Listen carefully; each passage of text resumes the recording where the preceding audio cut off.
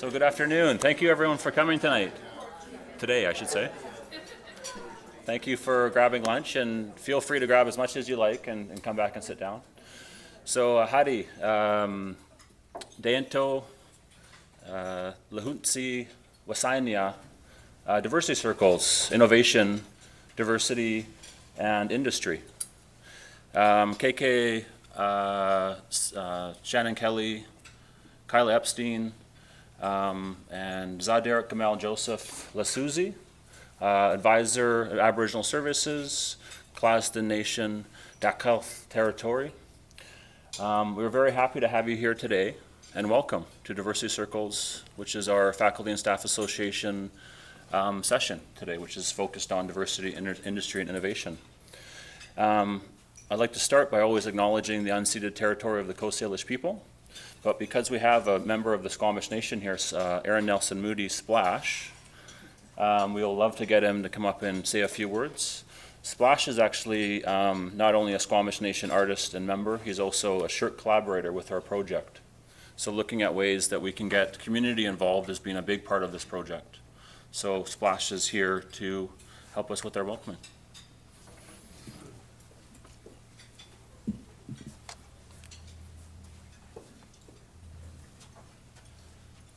Catchin to know CMCI Nate Clinton talks in equality and stuff.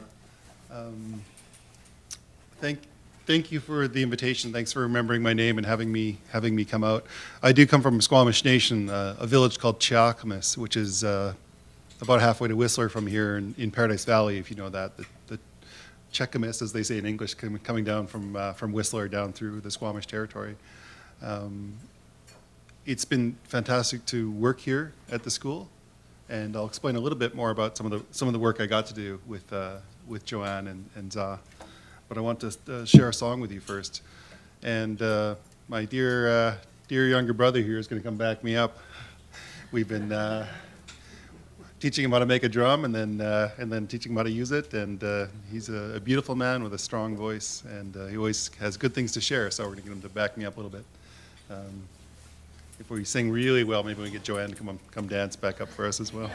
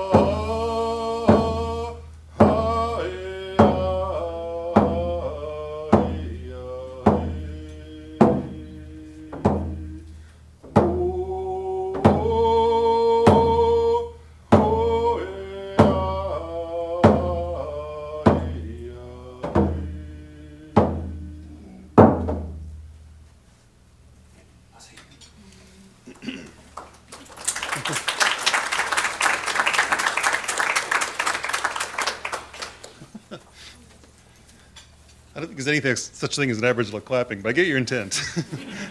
There's another way. Normally we think of clapping as when we perform, and usually whenever our elders come in our community, we're actually sharing a bit of our humanity. So we hold up our hands in a gesture I've heard called tsakwam, and it means, usually you see us say OCM or hoichika. It's to reach out as if to embrace, is what the gesture means. So when we share from the heart like that, when we share who we are, because normally we only sing our own songs, it's a gesture of tremendous respect for you and gratitude for me being here. That particular song doesn't come from Squamish. It comes from Tsleil-Waututh. We had a very dear elder who worked here for many, many years, and who's one of the coolest guys ever. I don't know how else to explain it. Very, very loving, very, very strict when he had to be, laughing all the time, very poetic, always had beautiful words for us. And we sing that song amongst Coast Salish people so much because his family gave it to Coast Salish people as a kind of an anthem so that we would feel unified in all of the work that we do, in all of our gatherings. We would feel like one people sometimes when we sang that song together. And I asked him what the song was about, because we sing it so many times in so many ways. And he said, we sing in the beginning to remind ourselves, at the beginning of an event, we all come from the same place. First thing every human being hears is their mother's heartbeat. So we try to remind ourselves of our humanity before we do any work together. We just remind ourselves of our humanity with the drum beat from the song to remind us of our mothers. And he said that particular song is to gather all of the goodness around us, all of the strength and all the beauty and all the inspiration, and then do something with it. So he said that song is about gathering all of the goodness and strength and doing something with it. So that's why we sing it so many different ways. He said that's why his family shared it with all the other Coast Salish people. So I was really glad that we don't normally go and question our elders in that way, but I was really glad that I asked the question and that he answered, because sometimes our elders will, if you ask my question, they'll tell you lots of stuff and you're not sure if you got the answer or not. So you keep going back, which I think is their intent, until you start to get so much information you've answered your own question. But I was lucky that time. He actually answered me fairly quickly. It was only an hour or two. Pretty quick response for an elder, actually. To explain just a little bit of who I am, I was given a call by Joanne, who asked me to come help out in the school to create a carving to celebrate the 50 years of BCIT's work here. And we had a couple of very interesting conversations around a bunch of ideas, and we decided on a house post. And for us, kind of like the post dividing the middle of the room, posts hold up the roof of our house. So 4 house posts would represent the family holding up the house of our longhouse, our hielam. And the values and the stories that hold up your house are depicted on those shut, the carvings that we make. So we decided to do that, and I kept thinking about a woman I was very much in love with in my earlier life. We were in a relationship for a long time. A very beautiful person who came to this school, and she wasn't always treated well because she was a woman. And in some of her classes, she didn't have a good experience. And it kept coming back to me that things are much different now. But I kept thinking of her, and I kept thinking about the Aboriginal students here. And I started to think on this house post, I wanted to show something, the respect that Coast Salish men paid to women. So we used a mountain goat horn design. There's a kind of a bracelet that the men here would, they'd go way, way up in the mountains to get a mountain goat. It's really hard to do in the old days. And they bring back these mountain goats, they'd take the horns from the goat and make these beautiful bracelets, and that's also hard. And then they would give them to the women they had tremendous respect for. So we wanted to put up a house post, but also to show some of the respect for the feminine, or for the women, or for that side of ourselves, or for that side of our community. So that's what we put on there. And we had a lot of conversations, and it was funny because we were both dreaming about the same design. And when we had the final conversation, we realized we'd both dreamed of the same vision for that piece. So it comes from a very good place, and it comes from a very invitation from a very strong woman. Joanne is greatly respected in our community, and in her own community and a lot of other places. She's a beautiful person. So when she called, it was an honor to come help her give you something meaningful, and did the very best work I could do out there in the cold all winter, and Za bringing me coffee all the time, and it was it was actually one of the most enjoyable jobs I've ever had. I also got to work on the Diversity Circles logo, which is, again, we would, there's actually, I was telling Za, there's actually no words for this, but we tend to think of the feminine as red and the masculine as black. But my teachings are that everyone is a balance. And we use the analogy of our canoes, which were painted black on the outside. So sometimes we use a bit more, kind of a tougher energy to face the world. And we can't actually go anywhere like that. So the inside of the canoe is painted red. So my teachers have always said we're trying to balance that within ourselves. So my teacher's very strict with me about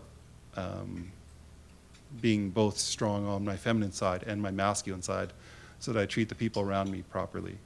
So he said a man who fights with his feminine side treats women badly. So he said it's important that you embrace all sides of myself in order to treat the world properly. And it's depicted on our canoes. The old Salish canoes were painted black and red, the balance between the two. And you can't really journey anywhere without that kind of balance. But in this case, I wanted to add a bit more of the feminine energy, just because I thought that in the past, I know BCITs needed that. As I walked by that big picture outside, there's a bunch of dudes in that picture, and I think it's like one woman.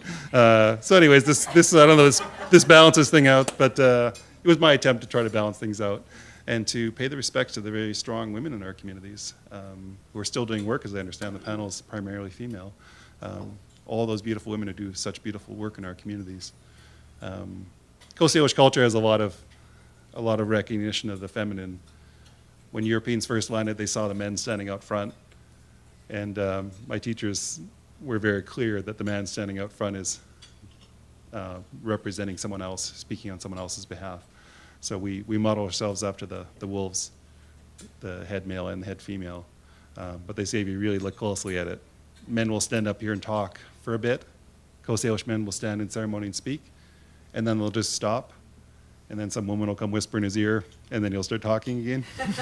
So I said, don't get the wrong impression, we're not actually in charge. But thank you for the invitation again today, and I want to share the song and the explanation. I think that's about 8 Aboriginal minutes. And I was promised lunch, so I'm gonna grab some lunch and watch some of the other speakers come up as well. But thank you for the invitation. LCM.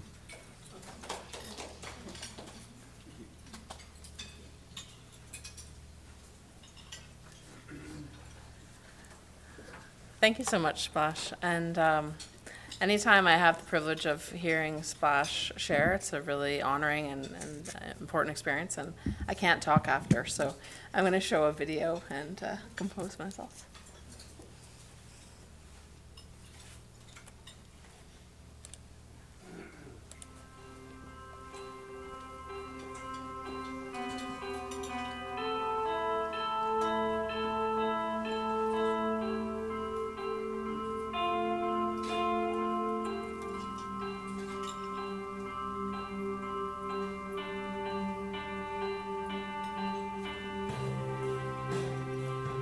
So Diversity Circles was founded based on responding to diversity and how diversity is expanding in the communities in general, but also in the post-secondary education landscape specifically. The Diversity Circles team had the vision to convene an interrelated array of dialogues and workshops aimed in part at generating concrete faculty-specific ideas about catalyzing the great potential embedded in BCIT's growing diversity. There's all kinds of elements to it. There's elements around the events, there's the workshops, there's the pieces that we write, but really for me it's about the relationships that we build through this process. I came into this and realizing that we could celebrate these groups using an Indigenous framework. When we think of an Indigenous framework, we think, okay, who am I? That's where we start. What's in your heart? And that's why we're seeking staff and faculty right now to say, what are your gifts? What resonates for you? Eventually, we're going to reach out to students and ask them the same question so we can match those two groups together. And then reaching out to the extended community, the people who are stakeholders to this school, and saying, you know, what are your gifts and how can you be a part of celebrating diversity? Gifts is looking at really how individuals are holding gifts within themselves that they may or may not have expressed, and providing a safe place to do that. You're then able to find not only similarities with others in a mentor relationship, but also you're able to express, you know, the joy and happiness that comes with that. My involvement in the logo existed already, and I was asked to add some Coast Salish elements to it. They're part of Coast Salish art, but they don't have specific meanings themselves. But to include those symbols is recognizing local First Nations, is recognizing Indigenous culture. The diversity circles to me means the many circles we have of relationships within this institution and outside this institution, and how those influence each other. When we have an opportunity to listen and hear other people speak, they find something like, oh, I have that, or I feel that. We're all connected in a similar goal here. When we increase understanding of each other, then we can have, you know, a better and more positive relationship. And when we can be more empathetic to each other, we can support each other in doing our best work. Reaching out to students and meeting their needs, that's what Diversity Circles is about. I think having diversity is super important, otherwise the institution itself won't be able to move forward and continue its adaptive capacities in being innovative and generating new ideas. Everyone's different and everyone's got a different way that they want to live in this world, and I think if you can respect that and respect how they want to be living, to me that's diversity. It's giving that space for everyone to be who they want to be. The success would be that our faculty and our staff feel very comfortable with celebrating diversity, and for our students to see a place for themselves so that they feel comfortable here, they feel welcomed here. We're going to honor your gifts. And here's the champions that are at this college already who are going to lead the way.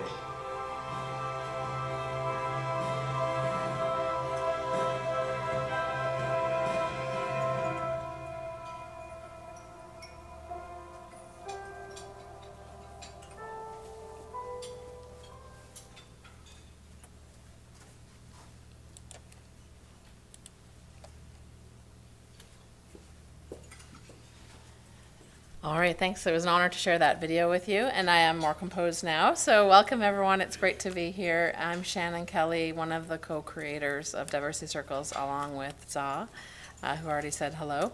Just before we get to the panel, a couple of quick reminders. If everyone could take a moment right now to put on their "Hello, my name is" tag. I know, it's just one of those things that helps us all feel comfortable at the table and reminds us. That would be fantastic. Also on your table, you will see for a bit later on, there are big sheets like this. This is our form of session evaluation. So instead of the Likert scale, we have a bit more of a flexible evaluation tool. So at some point, if you have something you want to add to this sheet, we have one shared sheet for the table. You don't get your own sheet, but it's just a way of collectively gathering some feedback, some ideas from our audience participants. That would be fantastic. And the final thing I want to remind you is just about the world map. If you look at the back door, you'll see there's a big world map there. And for this world map, this is something that we do at each of our big events like this. We encourage people to place dots on the map, red for self, green for parents, blue for grandparents, just so that we reflect on where we've all come from, and that we all come from different places, and many of us the same places as well. So those are the three practical things I wanted to remind you of. And we're going to move forward to our lightning panel. It's great to have some fabulous speakers here today. And speakers are welcome to stand here like me, or we have the walk around mic if you want to walk around in the zone. We're streaming this event, so somewhere up here is good. No doing calisthenics in the back. The three questions that I asked our speakers to reflect on were, why is industry so excited about diversity? What is industry doing to support and leverage diversity? And how do these trends impact the work we do here at BCIT? And they can choose to reflect on any component of that, or even none. We're honored to have them here in any case. So our first speaker is Kirsten Sutton from SAP. And I just want, as a side note, to say this is her first day back from vacation. So it was very nice of her to agree to this panel and to come. So welcome, Kirsten.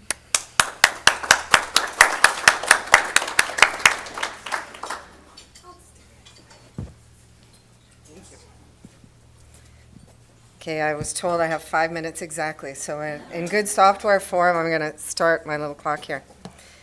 So thank you so much for inviting me here today. I wanted to do two things in my 5 minutes. So the first thing was to add something to the diversity discussion that I think we all do, but I think it needs to be named, and that is it should always include inclusion when you talk about diversity, and I'll explain why I think that.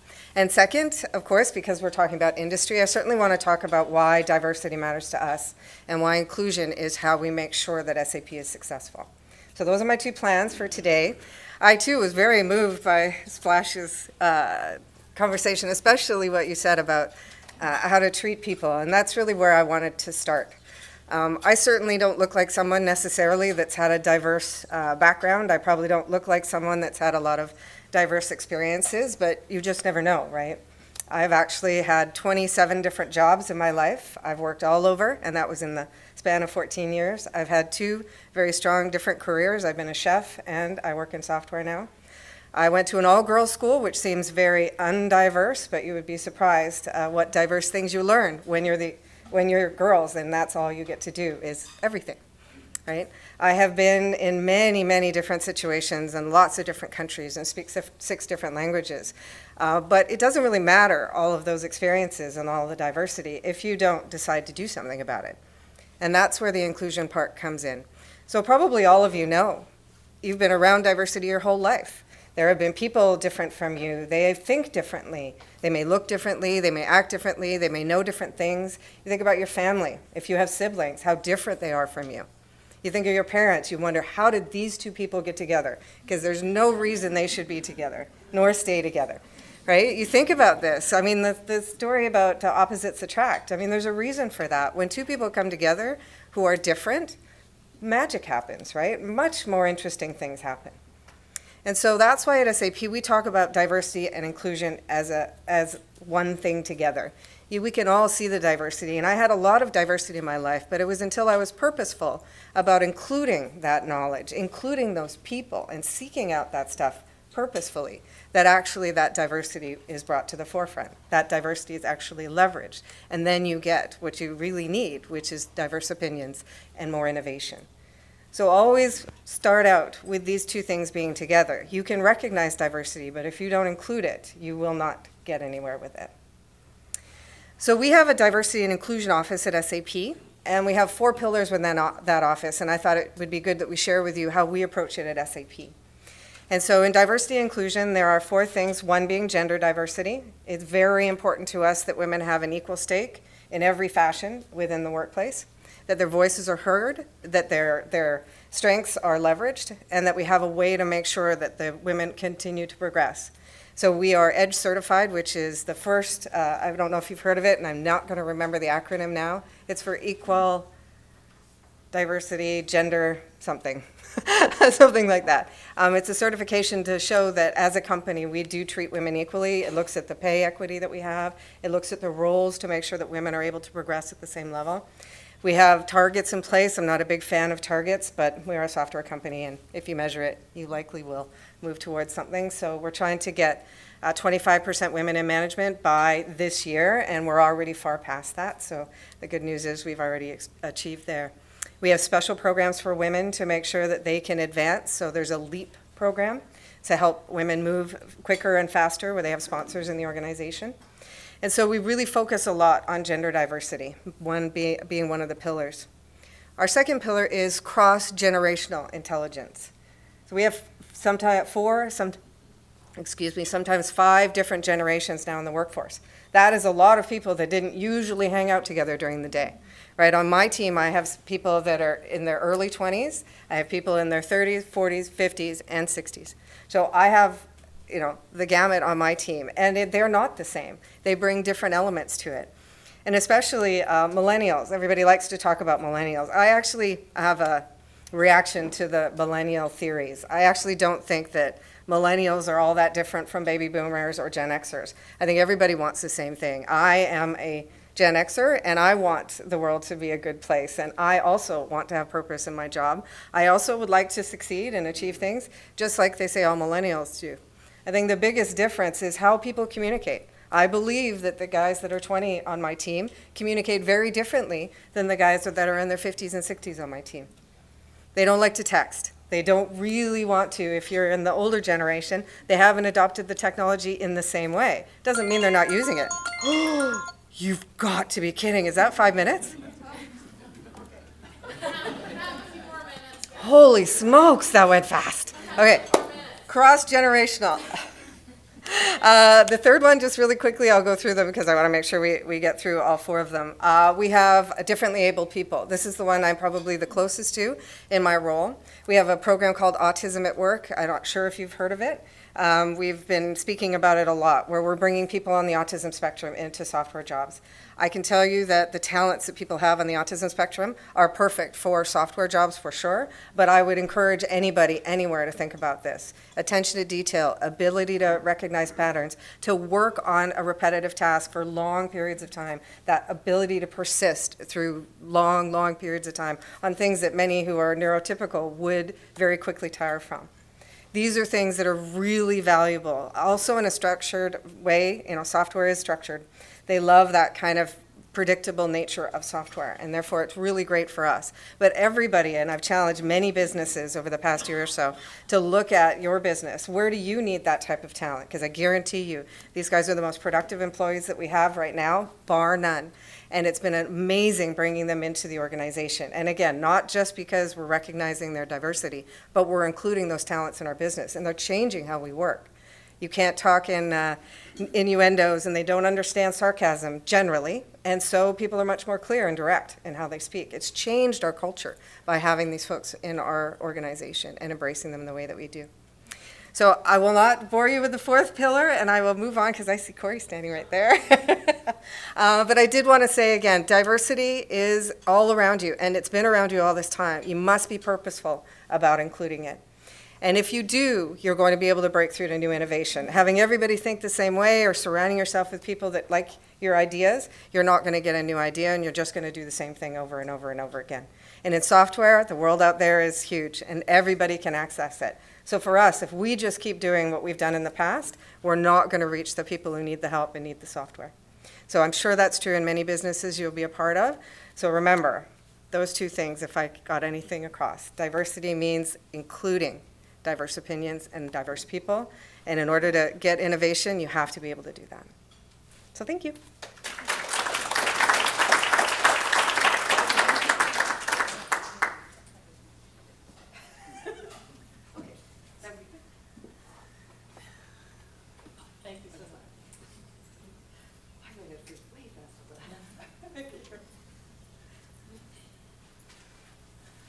Thank you so much, Kirsten. It's totally fine. I know 5 minutes goes by so fast, but actually our panelist from Van City unfortunately is ill today, and so it's okay that you took extra time. I do want to mention that Kristen's colleague Ashley is in the audience, I think. Ashley? Yay! So if you have questions in general about Van City, Ashley is here if you just want to connect with her. I'm going to actually go forward to Dr. Cheryl Staub-French and then come back to Corey, since we had a change in our panel. So welcome, Cheryl.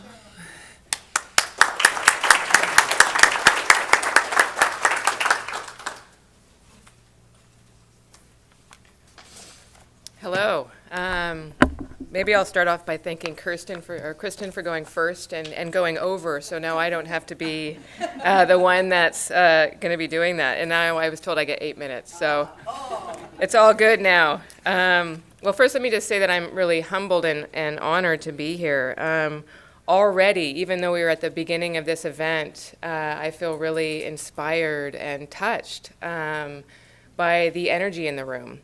And so I'm I'm a professor at UBC in the civil engineering department. I'm also the Gold Corps professor for women in engineering.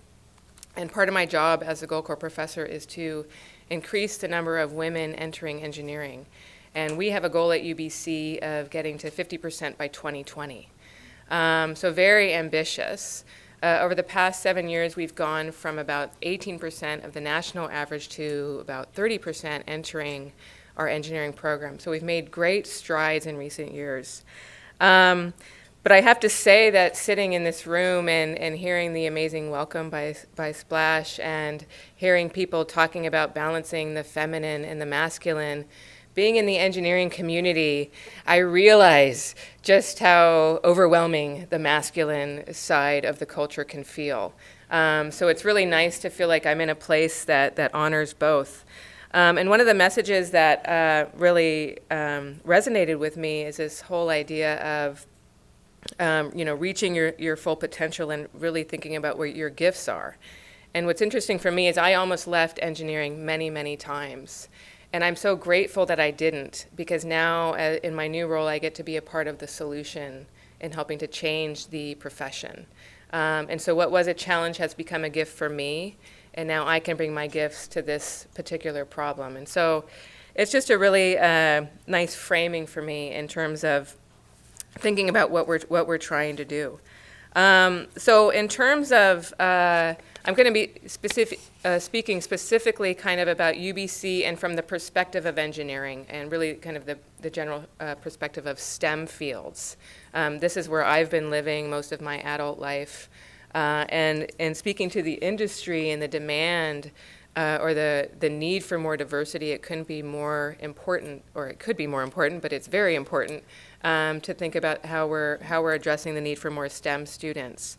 And so I really kind of broke this down into sort of sets of threes. And so why is this so important within the STEM fields?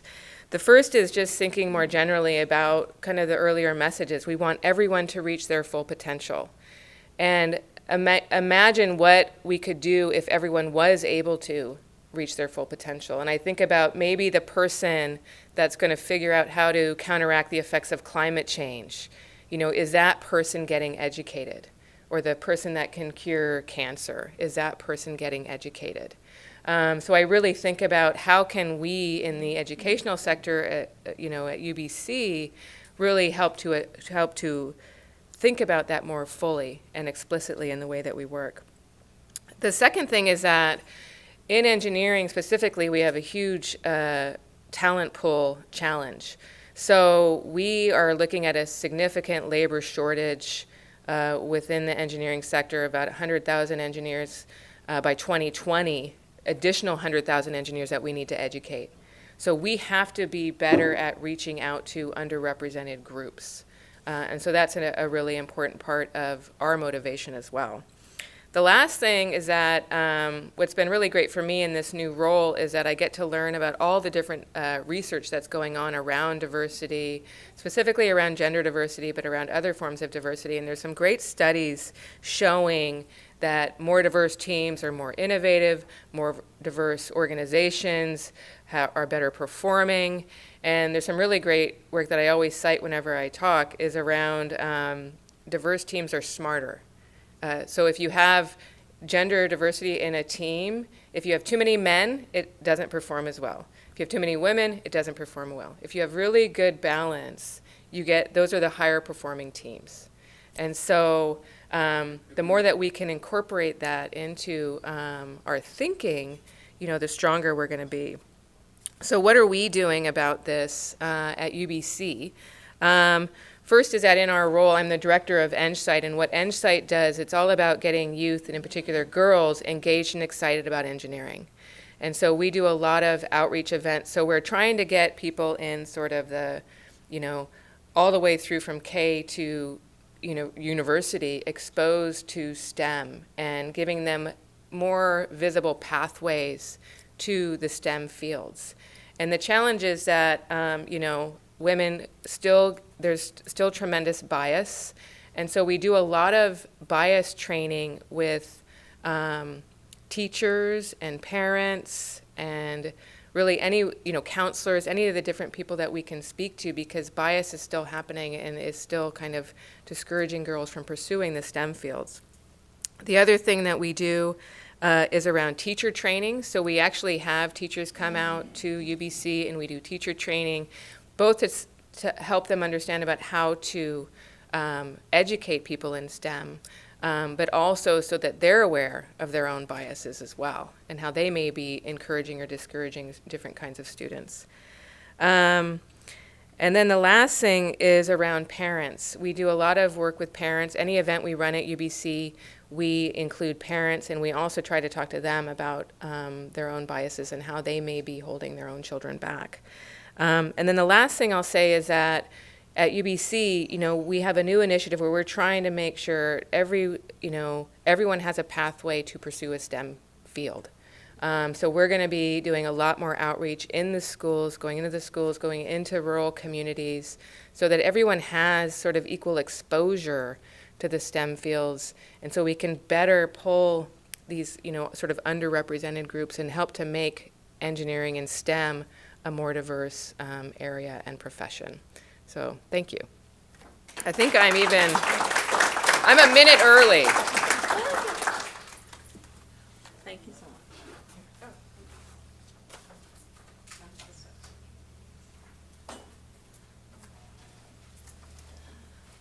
All right, thank you. I think that Lisa Talio was called away to deal with another situation.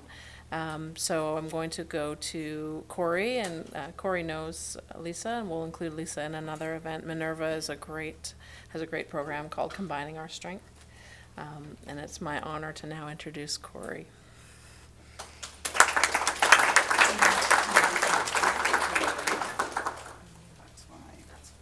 So I do know Lisa. Thank you for having me.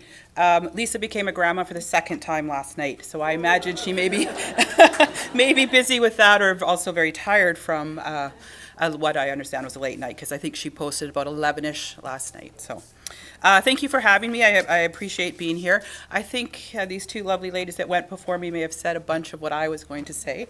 But so there's no question, this is the topic of the day: unconscious bias, privilege, diversity. Of course, for Indigenous people, in light of the Truth and Reconciliation Commissions and the calls to action, certainly we see industry understanding and institutions recognizing the importance of including Indigenous people, and also, of course, the disparity and the overrepresentation of Indigenous people in the areas that we don't want to be. I mean, the reality is Indigenous people are at the negative end of every socioeconomic indicator, no matter what it is. And if you ever, I say this every single time I make that statement, if you ever find an indicator we're at the positive end, please send me an email and say I found one, because it'll be a very exciting day, because in all of my years of teaching, I've never seen an indicator other than the fact that we have at least twice the amount of children as non-Indigenous people have, which in my case is very positive, because I can afford my 4 children. I can afford to feed them, I can afford to clothe them, and I can send them to university, which of course is not the case for a lot of Indigenous people. So the importance of diversity, of course, is exactly what was mentioned, is it's the source of innovation. The more minds and the more heads and the more people with different life experiences, as well as pure lived experiences, the different types of thoughts, the different type of interaction, the different approaches people are going to take to a variety of different issues. So it's an absolute must to have innovation. And of course, innovation is often the result of some kind of catastrophe or some kind of disruption, and that's another trendy word that's out there. Innovation often comes as a result of disruption. But it makes more sense to approach it rather than wait for that disruptive event or that challenge or that lawsuit, perhaps. It makes more sense to bring diversity forward before those things happen, not only because, and obviously one of the number one reasons is it involves profit. Economically, it's feasible. Economically, it makes more sense to include more people as possible. And as an institution like BCIT and UBC, we're in the business of educating people and providing them with skills and training. And one of the easiest ways to write the social economic indicators for Indigenous people is to have Indigenous people have skills and training. You know, people ask me, in my another life I practice law, and people ask me all the time, well, how do we help Indigenous people? The criminal justice system is racist, it's this, and this, and this, and they go on and on. The easiest thing is to not have our people come in contact with the system in the first place. So if we minimize that contact and they don't actually ever enter the system, then it doesn't matter if the system itself is structured and, well, of course it matters, but you're not going to have that overrepresentation. So then the question is how, and the same with children and family, we're overrepresented in this province by 60 to 70% of the children in care are Indigenous. No one's going to argue that Indigenous people are more criminally inclined or more worse parents than other people. There's something wrong with the system. So how do we prevent that? One of that is that recognition of diversity, whether it's in the institutions, whether it's in post-secondary institution, whether it's in industry, whether it's in government, no matter what. We have to have that diversity. So there's no question diversity is valuable, not only economically, but also in terms of innovation and ideas. It's also in terms of governance. You can't govern a group of people with only half or a fraction of them making the decisions. That doesn't work. We've seen, I'm not a history person or a history instructor, but there's hundreds and hundreds of revolutions and disruptions and things that have happened because of people feeling disempowered and people feeling that their needs and things are not heard. So you have to have that. It goes all the way back to, of course, morally and socially it's the right thing to do, but also legally. We have 4 recognized distinct groups in this country: Aboriginal, disabled, visible minorities, and women. If you look, and people often say to me, well, how do I know if I have a problem? Well, if you look around you and you only see people that look like you, then you know you have a problem. It's not hard. It's not rocket science how to figure this out. And I've had chairs of boards, well, I'm not sure what we're missing. Okay, they all look like you. So we've got to sort that out, right? So it's not, but that's also a part of the privilege and the unconscious bias issues, right? So part of my role, obviously, at BCIT is to bring in those initiatives and to bring in the diversity in terms of Indigenous students. UBC is one of the institutions that certainly has led the way. I know I'm involved in UBC in different ways. They had a goal of having 2,000 by 2000, and they reached that goal and overachieved that goal. And I'm quite certain under Cheryl's leadership, he will achieve that goal as well in terms of STEM and in terms of engineering for women. And let's get some Indigenous women in there as well, which I know you're roping me into helping you with that, which is fantastic. But so there's no question. If you look around and look in your programs, who are your students? Who are your work colleagues? Do they look like you? Do they have similar experiences or not? And these come to everything. So one of the things here, of course, with our HR department, how do we ensure that diversity comes through? How do we ensure that the students are coming to BCIT as well? One of the things that has been evident to me, having come into this role, is Indigenous students, the majority of them come to BCIT in cohorts. They don't come as direct entry students. And we're missing something there, obviously, because our students aren't prepared. The students aren't, or they're not getting selected in the different, some places have changed, like in terms of the Bachelor of Science in Nursing, they've set aside seats now for Indigenous students, but we also have to find those students to get them into our difficult 3-year program instead of 4-year program for Bachelor of Science in Nursing, but it's certainly possible. So why are we not achieving at the same rate as other people? It comes down to, so a couple of things, or I guess, why are we not achieving and what can you do to support that? We're not achieving because of all of the historical biases, the legacy of colonization, discrimination, all of these things that we can go on and talk about, and we have entire courses on them. But it's displaced Aboriginal people, it's marginalized us. We don't have the same access to things that people have, that other Canadians have. And it's a kind of a spectrum now. We used to all be lumped in this group of not having the skills and abilities, but now we have Indigenous people that have achieved in almost every single area and faculty and job that there is in Canada. There's not an Indigenous actuarian yet. That's the only one I haven't found. So let's hope there could be one. But so we have broken the cycles in a lot of ways and are achieving in all of the different areas and all of the different faculties. But the reality is we still face a lot of these hidden things. So one thing that you can do is to be aware of your own privilege, be aware of the privilege, what allowed you to get, why are we all here in this room? I recognize that as an Indigenous woman. I checked 2 of the boxes in the Constitution of 1982's boxes. I'm here because my parents made me be here, basically. I had no choice but to go to university, and that's obviously my privilege in my position, being born to a father who's the youngest of 13, who never had to go to residential school because he was 13 he was 6 in 1951 when they changed the laws and allowed Aboriginal people to move off reserve and not go to residential school. So he didn't go to residential school. So that's the privilege and the fortune and luck that I have. But how do we give that to other people? And it's recognizing in yourself the privilege that you have, what allowed you to be here. And when you look at people, and let's face it, we all make judgments about people, there's no question. And often it just comes down to the fact of basic human need to feel safe and secure, right? You walk into a room, how do you decide who to sit next to? How do you decide who to talk to? Those types of things. So being aware of that, how do you decide who you sit next to? Are you going to be courageous and sit next to somebody that doesn't look like you, or that you may not always, you would maybe likely not ever sit next to? So being aware of your own privilege, what allowed you to be here and sitting where you are, and not applying your values and beliefs that are obviously based off of your lived experience onto others. You have to be very, very aware of that. And as well, unconscious bias is absolutely vital. And it's kind of the buzzword today, but it's great because it's about time that it comes out and people start talking about it, because that comes from the privilege and that comes from that lived experience. And I meet people all the time that say, I'm not biased, I'm not, I support and love everybody. Well, maybe in this room you do, but how do we support that and become aware of our unconscious bias? And again, it's looking around the room to see if people look like you. How do you make decisions? As instructors, you have to remember, and I've heard from instructors quite a few times that often they say, well, the student isn't attending, it's mandatory attendance. That's great, but you have to remember that most Indigenous students, about 8 to 9 out of 10, have children and are a single parent. What if that kid is sick? How do you deal with that? And not to say that non-Indigenous students don't have children that get sick as well, but likely they have different mechanisms and supports to be able to still attend school versus likelihood that the Indigenous student not being able to have that.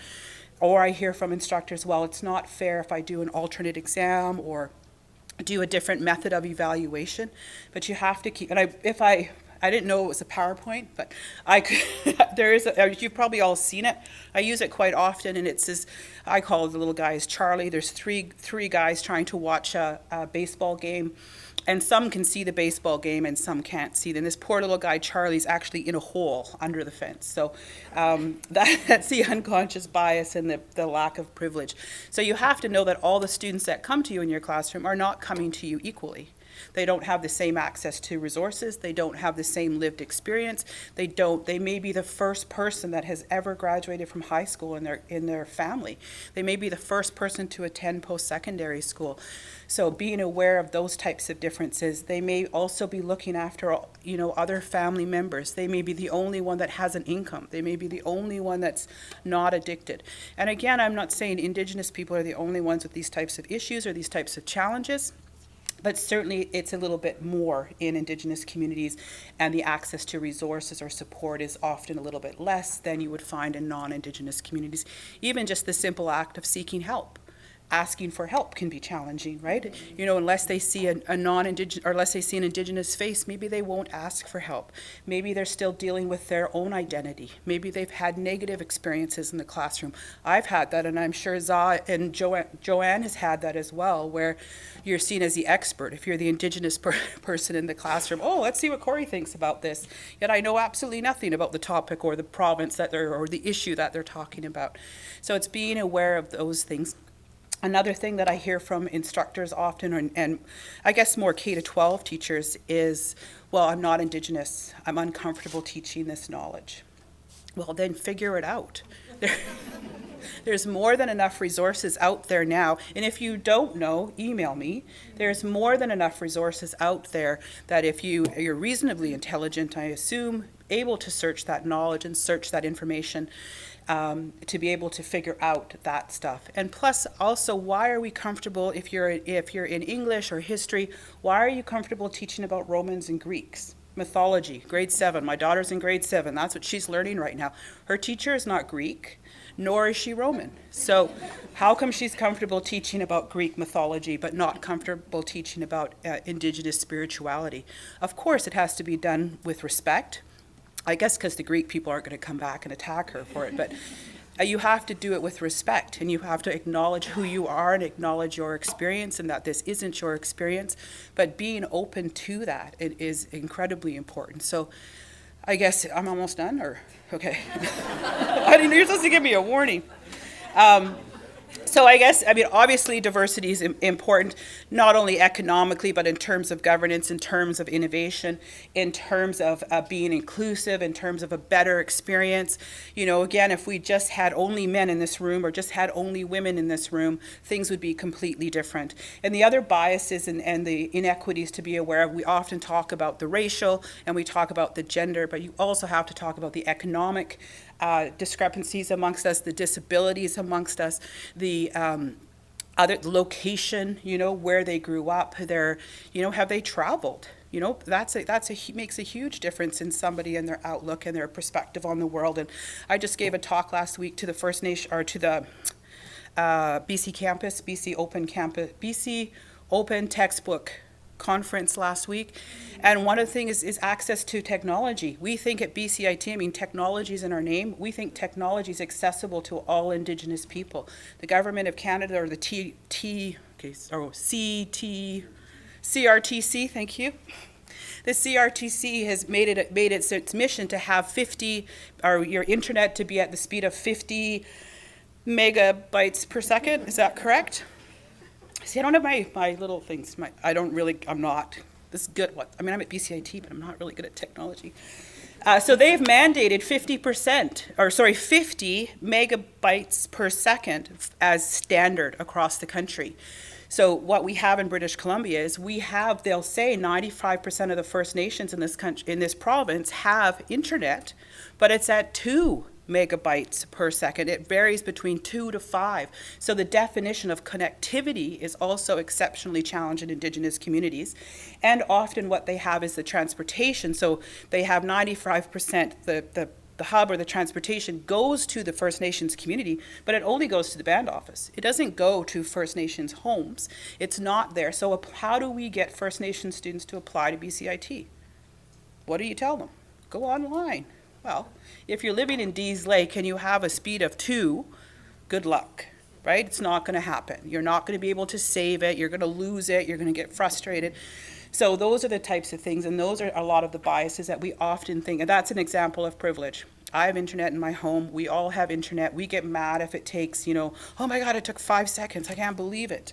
You get all upset, right? So imagine if it took you 5 minutes. And you also have to know, even in some Indigenous communities, we still have party lines. We don't have radio phones. There's not even telephones. So this whole idea of access to technology and therefore access to the world and access to a variety of knowledge and information, even knowing that as a woman you have a right to X, Y, and Z, and an employer when they're interviewing you, and I look at my HR person over here, has no right to ask you certain questions. Right? How are you going to learn that? If nobody in your family's had a job, how do you know what your rights are to when you're in that job hunt or search, or how to behave in an interview, or how to do those types of things? So, all right. Any questions?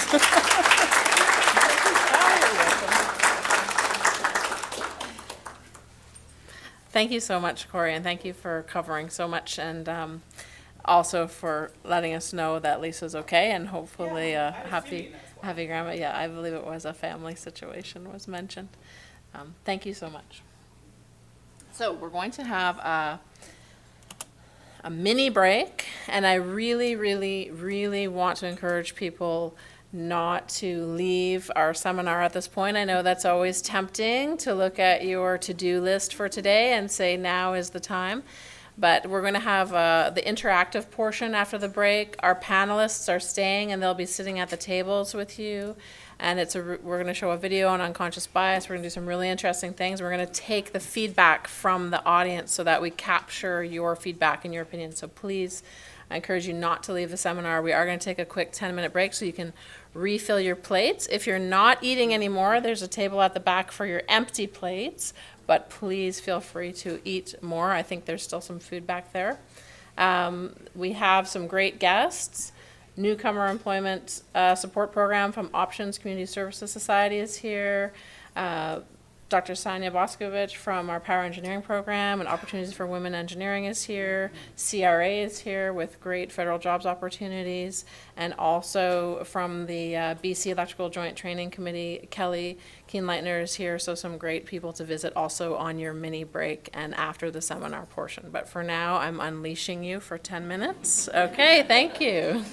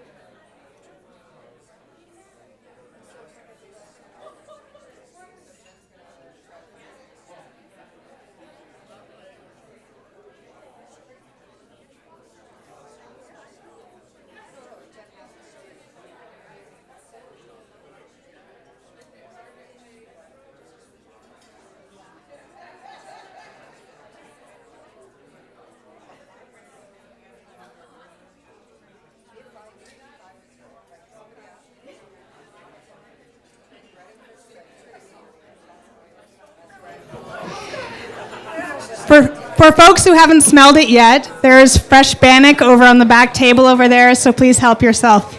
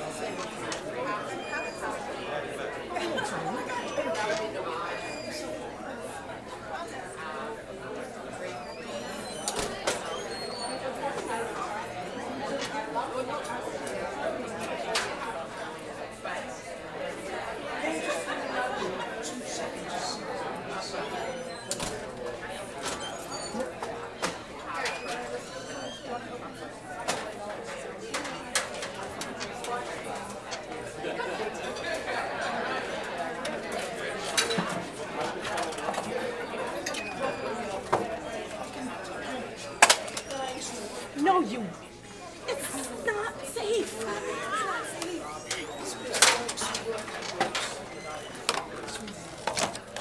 I'm just picking this thing up.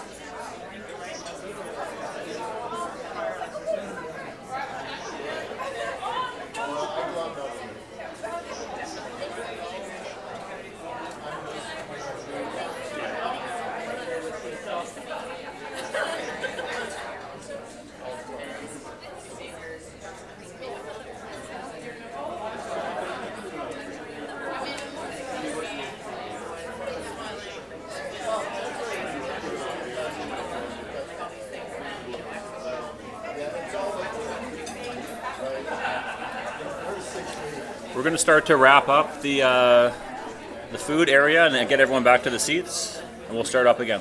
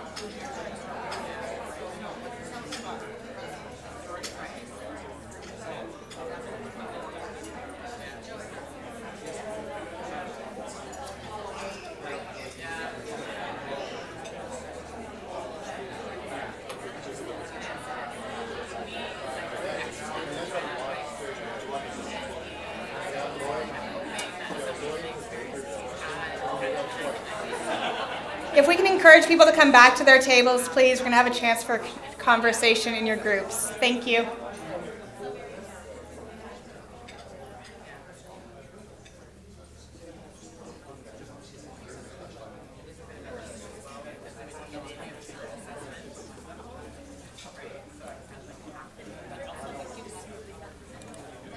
What would the world look like if everybody were aware of the stereotypes that they have and the biases that they have? When we talk about unconscious bias, we're basically saying our worldview can actually exert an influence beyond our conscious awareness, and it creates ambiguity. If you go to an engineer who's built something extremely innovative, and you say, who do you think your user is? This is where I have the most fun.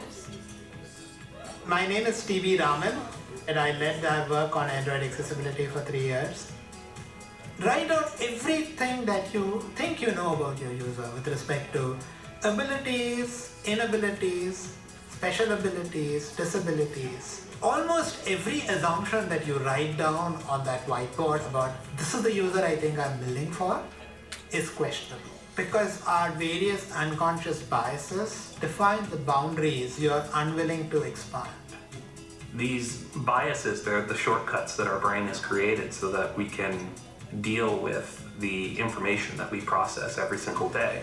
Right when we see anyone, whether we think about it or not, we are implicitly, automatically making judgments about how warm and competent that person or thing is. All humans need to make decisions, and so we fill in the blanks because our brains are wired to do that, and we fill in with things we don't know with past experience. Oh, you pattern map to someone I think I should hire, so I'm going to hire you versus this person because they didn't map, because I can't fill in the blank because they don't look like me or they're not from my same background, and so I can't see how they're going to make the jump. Every single person is great at things that you may not expect them to be, but it's really hard for us to see that when we're so powerfully guided by the things we expect to be true in the world. I grew up surrounded with this conversation about what you can't do and what you won't be able to do. My name's Enrico, and I'm an autistic software engineer. The first time I go through the performance review process, I was asked for 5 strengths. It was the first time that I had ever been prompted to think in that way about myself, and it was really a life-changing moment for me. When we are working in our day-to-day jobs, we are still making judgments about the people around us, about the resumes we see, about the employees that we're trying to decide, whether to put them on teams or not. People are very wedded to the idea that they can perceive something objectively, and statistically they're wrong, but it's hard. You become attached to this idea that you can assess something by looking at it. These subtle assumptions we make about people can have lasting effects on who we're promoting, who we're hiring, who we're putting in leadership positions. We have the responsibility to understand the assumptions that we make and understand the errors that we make. But it's not just for the collective good. If you take the time to understand more about this, there are things that you can implement for yourself that'll help you develop as a leader and to do your job even better. It made me realize how often I have a very strong belief that is simply incorrect. When I look at one of these evaluation situations, the first question is how can I eliminate the sources of potential bias and leave just the data so we can actually make better decisions. If you're not conscious of the biases that you have, you're just not contributing at the level that you could, and you're not innovating at the level you could, and so your products won't be as good. Your results won't be as good. When you think outside the box with respect to the assumptions you made about how somebody would use this wonderful thing you built, and when you sort of broaden that perspective as to who you change the world for, you build something even bigger.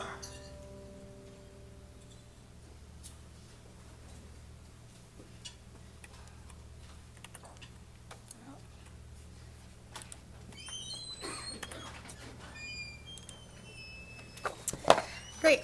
So for those of you who don't know me, my name is Kyla. I'm the Member Engagement Officer with the Faculty and Staff Association, and also get to be the project coordinator for Diversity Circles, which is a great honor.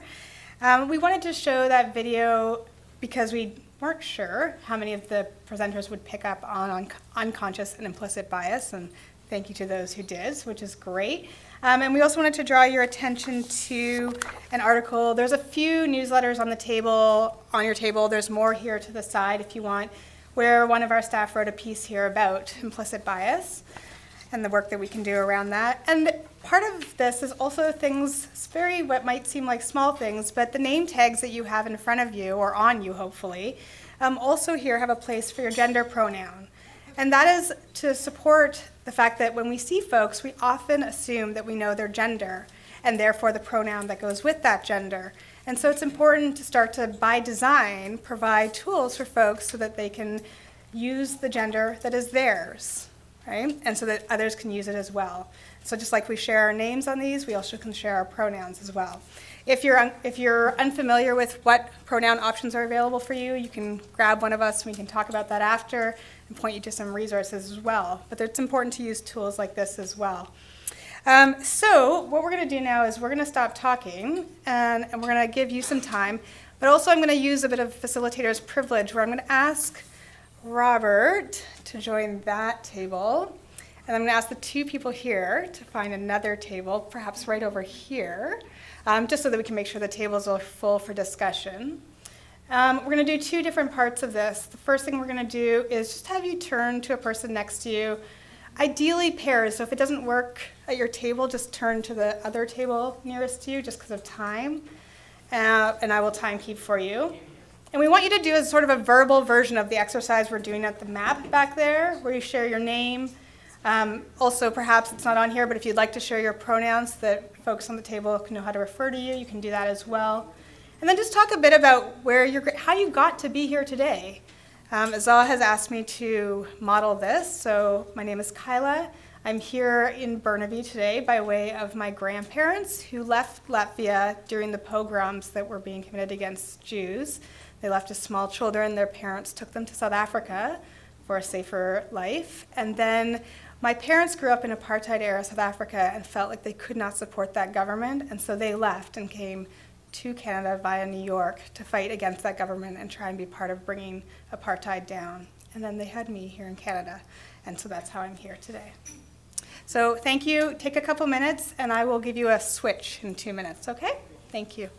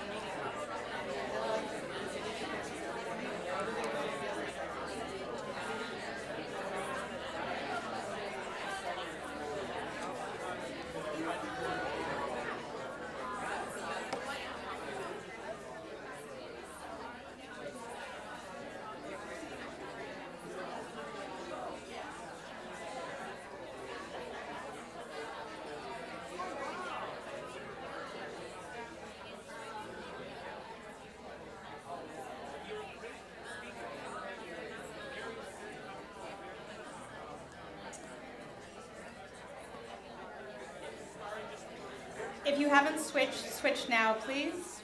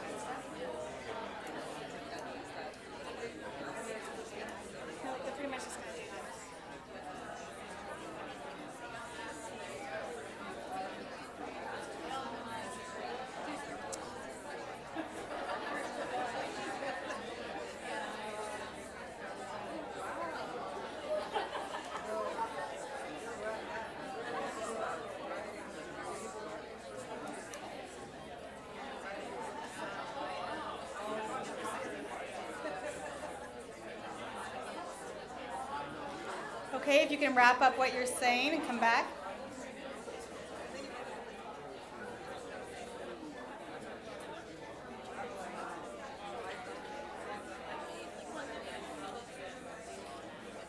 All right. This is great. I hate doing this. Yeah. Oh, let me just check.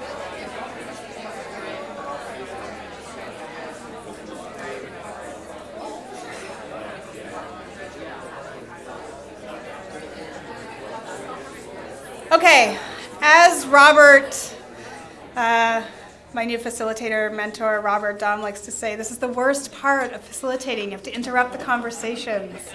But there will be more. So now what we're going to do is at your tables, we're going to have a conversation again. There is a note taker at each table. If the note takers want to raise their hands, or great. So the note takers are there just to capture things so that, again, like Shannon said, we don't lose all the wonderful things that you're talking about. They will also gently bring you back if you sort of wander off to talking about your weekend or the amazing thing your pet did. So these are the questions we're asking you to focus on. I won't read them because they're up here. And also considering some of the focus areas of this project. In terms of how the conversation can go, there's some guidelines up there on the side there that you can use if you feel like you need them. I should just clarify the last part about don't share what people said. It means don't attribute what people said. So don't say, oh, Jeff said so-and-so. But by all means, go out there and say, oh, we had the most interesting conversation about incorporating gender at BCIT, gender diversity. So just in terms of attributing it to folks who are not in this room. So we're gonna, time-wise, we wanna make sure you have time to visit folks at the marketplace afterwards, and we have some wrap-up stuff. So I'll watch the room and see how conversation is flowing and things like that, but we're probably looking at about 15, 18 minutes or so, and I will definitely give you a warning, okay? So thank you, enjoy.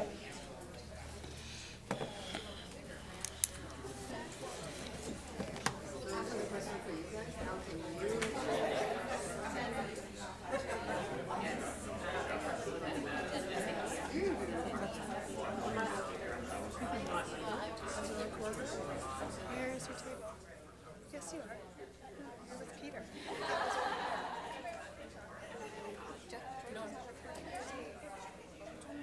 Oh, is he? Okay. If he's comfortable.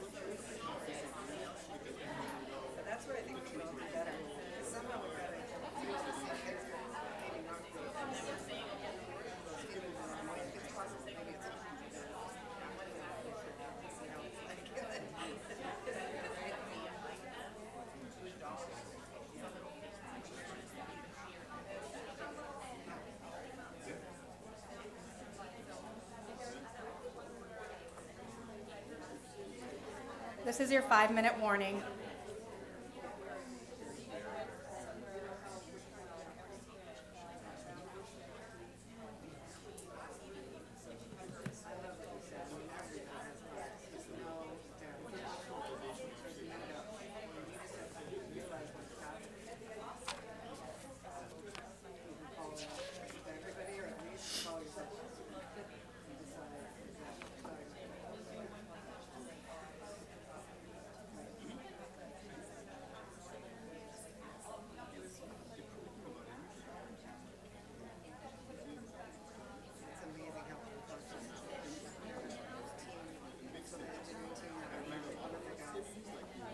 Totally as a team of clones.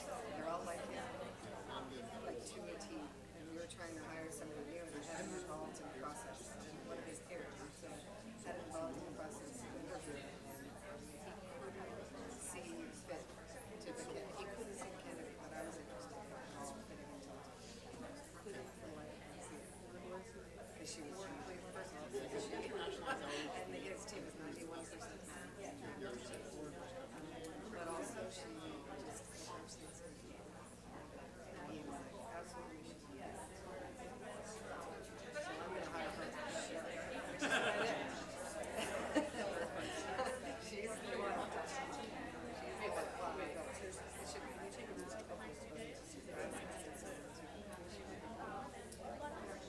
but it's amazing. He just doesn't see any difference. He really feels like he's taking a culture of team. She will not. She won't. I'm saying stuff like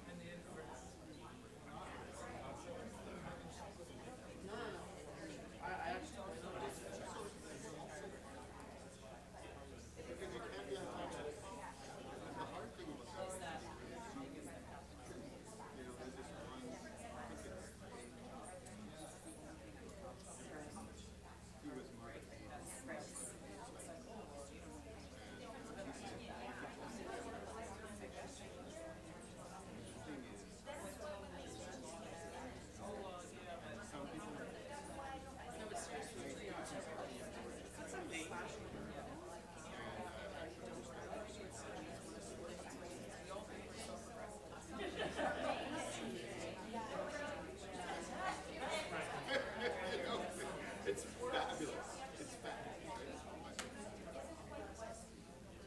And going down there, I intentionally go to Trump's bars where Trump supports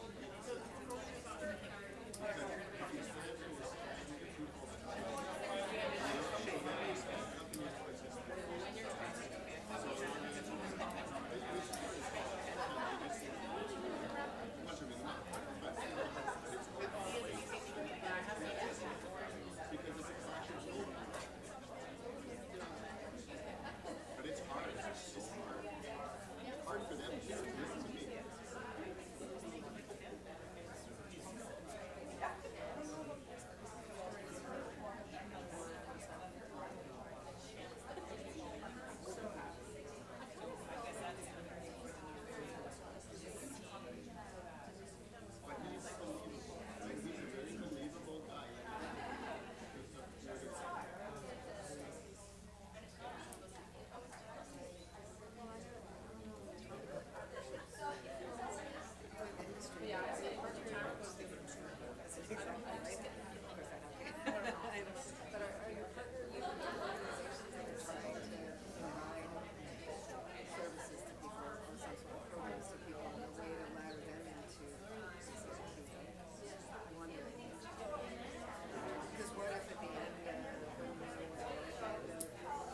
2 more minutes.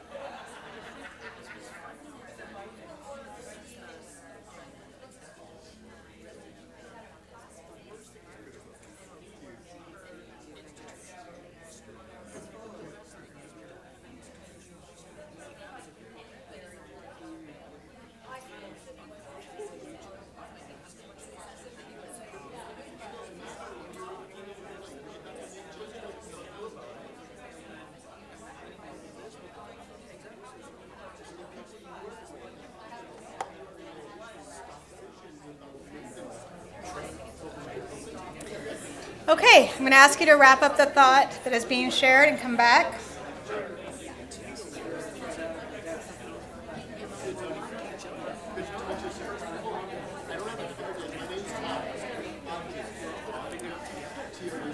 Easily the worst part of this job, stopping conversation. So, just a few things. Thank you for participating in this and sharing your thoughts. Like we said, we will pull the notes all together and we will get them posted in some pretty format. So the next thing we want to ask you to do before we wrap up is you should have in front of you a little piece of paper, a quarter sheet piece of paper, where I'm going to ask you just to take a minute silently and write something down, or if something really doesn't come to you, you can take this away with you. And this is for you to take home, to stick up on your bulletin board at work or wherever makes sense for you, just to be a reminder of what you took away from today and what you can do, something action related that you can do to support diversity and inclusion in your workplace. So just take a minute to do that, and then I will tell you what's next.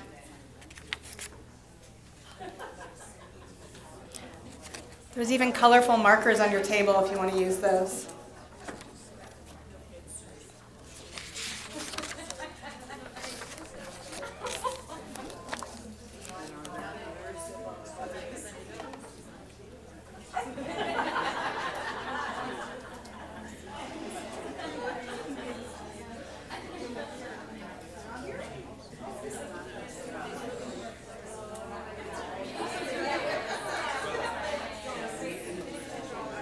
All right.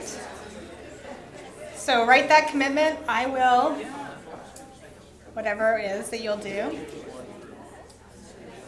And then take that with you. So before we actually get to this,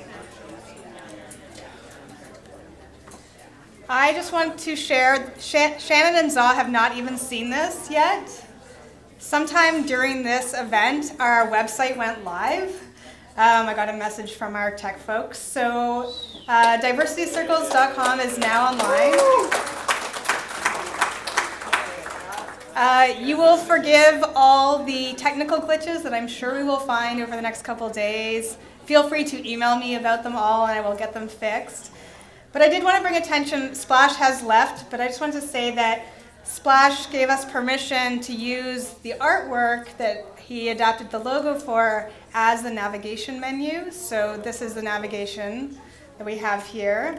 And you can scroll through it all and find out, see things, links to videos, resources. This is just sort of the basic content we had available to load into the site this past week, and we will continue to add things to the site. But the videos from all of our past events, if you haven't been to them, are on there, and you can sign up to get more emails and do all the fun web things. So we want to thank you for your time. We know how valuable it is. We want to thank you for your contributions. I really, really want to encourage folks to do a couple things before they leave. One is to eat bannock, because that's a lot of bannock over there. And also to take time to visit the tables at the back. The folks that are at the back have also been very generous there with their time and coming today. So chat with them about their work and share a bit about your work as well. And thank you. We have the room for a while, so please continue conversations and feel free to reach out to us. And also just if you want to scroll any thoughts on these feedback forms, that would be great. Thank you so much.